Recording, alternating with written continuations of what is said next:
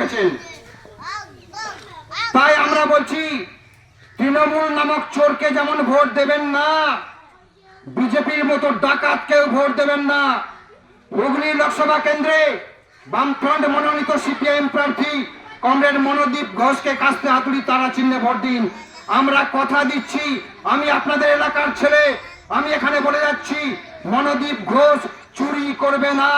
মনোদীপ ঘোষ খেটে খাওয়া মানুষের স্বার্থে কথা বলবে পার্লামেন্টে দাঁড়িয়ে। মনোদীপ ঘোষ সংসদে গিয়ে দাবি তুলবে যে 100 দিনের পরিবর্তে 200 দিন কাজ দিতে হবে।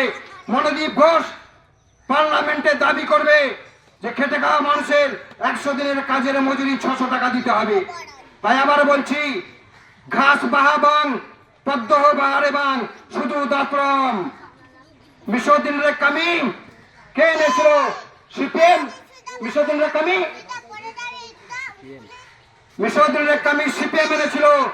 সিপিএম আবার জিতলে মিশরদিনের কামি আনবে। এদের মতো বন্ধ করবে না।